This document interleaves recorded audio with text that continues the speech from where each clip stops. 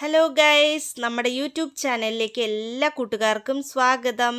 അപ്പോൾ ചെടികളെയും പൂക്കളെയൊക്കെ ഒരുപാട് സ്നേഹിക്കുന്ന ആളുകളാണ് നിങ്ങളെങ്കിൽ തീർച്ചയായും നമ്മുടെ വീഡിയോ മിസ് ചെയ്യാതെ കാണണേ.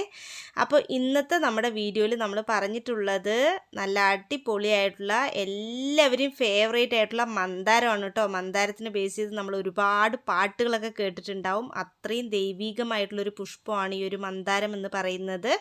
അപ്പോൾ ഈ ഒരു മന്ദാരത്തിൻ്റെ ശാസ്ത്രീയ നാമം എന്ന് പറയുന്നത് ബൗഹിനിയ അക്യുമിനേറ്റ എന്നാണ്. അതേപോലെ തന്നെ ഫബാസിയ കുടുംബത്തിലെ ഒരു കുറ്റിച്ചെടിയാണ് ഈ ഒരു മന്ദാരം. 2 മുതൽ 3 മീറ്റർ വരെ ഉയരം വയ്ക്കും. കാളയുടെ കുളമ്പിന് സമാനമായ ഇലകളാണ് ഇതിനുള്ളത്. 6 മുതൽ 15 സെൻറ്റിമീറ്റർ വരെ നീളവും വീതിയും ഈ ഒരു ഇലയ്ക്ക് കാണും. 5 ഇതളുകളുള്ള പൂക്കൾക്ക് മധ്യേ മഞ്ഞ നിറത്തിലുള്ള അഗ്രഭാഗത്തോടു കൂടിയ കേസരങ്ങളും പച്ച നിറത്തിലുള്ള ജനിപുടവും കാണാം. ഒരു അലങ്കാര സസ്യം എന്ന നിലയിൽ മന്ദാരം ഉഷ്ണമേഖലാ പ്രദേശങ്ങളിലാണ് വളർത്തപ്പെടുന്നത്. മന്ദാരത്തിൻ്റെ ഉത്ഭവം എവിടെയെന്ന് കൃത്യമായിട്ട് കണ്ടെത്താനായിട്ടില്ല. മലേഷ്യ, ഫിലിപ്പൈൻസ്, ഇന്തോനേഷ്യ എന്നീ രാജ്യങ്ങളാണെന്ന് അനുമാനിക്കപ്പെടുന്നുണ്ട്. തൈറോയിഡിനുള്ള മരുന്നായിട്ടും അതുപോലെ തന്നെ ബ്ലോക്ക് മാറ്റാനും ഒക്കെ ഈ ഒരു പൂവ് ആയുർവേദത്തിൽ ഉപയോഗിക്കാറുണ്ടെന്ന് പറയപ്പെടുന്നുണ്ട്. ഭഗവാൻ കൃഷ്ണനും ദേവി മഹാലക്ഷ്മിക്കും ഏറ്റവും പ്രിയപ്പെട്ട ഒരു പുഷ്പമാണ് കേട്ടോ ഈ ഒരു മന്ദാരം എന്ന് പറയുന്നത്. അതുകൊണ്ട് തന്നെ ഇതിനെ പൂജയ്ക്ക് എടുക്കാറൊക്കെയുണ്ട്. മന്ദാരത്തിൻ്റെ വേര് വളരെ ഉത്തമമാണ്.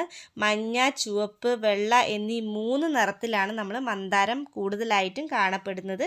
ഇത് ഒരു ചെറിയ മരമായിട്ട് വളരുന്ന ഒന്നാണ്. ഹിന്ദു വിശ്വാസ പ്രകാരം ദിവ്യ പുഷ്പമായിട്ടാണ് ഈ ഒരു മന്ദാരത്തെ കണക്കാക്കുന്നത്.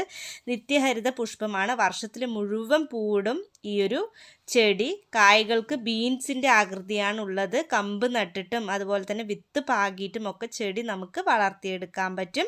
ബർമ, ഫിലിപ്പൈൻസ് എന്നീ രാജ്യങ്ങളിലും ഈ പുഷ്പം ധാരാളമായിട്ട് കണ്ടുവരുന്നുണ്ട്. ഇതിൻ്റെ തൊലി എണ്ണയിലിട്ട് തിളപ്പിച്ചിട്ട് ഉപയോഗിച്ചാൽ അലർജി സംബന്ധമായ അസുഖങ്ങളും സ്കിന്നിലുള്ള പല അസുഖങ്ങൾക്കുമുള്ള മരുന്നാണെന്ന് പറയപ്പെടാറുണ്ട്. അതേപോലെ തന്നെ മുട്ട് എണ്ണയിൽ കാച്ചിയിട്ട് ഉപയോഗിച്ചാൽ താരനും ചൊറിച്ചലും ഒക്കെ മാറാനായിട്ട് സഹായിക്കുമെന്നും പറയപ്പെടുന്നുണ്ട്. ഈ ഒരു ചെടി വളർത്താനായിട്ട് നമുക്ക് ഒരുപാട് അധ്വാനം ഒന്നും തന്നെ വേണ്ട. വളമോ ഒരുപാട് വളപ്രയോഗങ്ങളോ അതുപോലെ തന്നെ വെള്ളമോ ഒന്നും നമ്മൾ കൊടുക്കേണ്ട കാര്യമില്ല. വളരെ ഈസി ആയിട്ട് വളർത്തിയെടുക്കാൻ പറ്റും. വീഡിയോ ഇഷ്ടപ്പെട്ടാൽ ലൈക്ക് ചെയ്യൂ, സബ്സ്ക്രൈബ് ചെയ്യൂ. അടുത്ത വീഡിയോയിൽ കാണാം. Bye bye.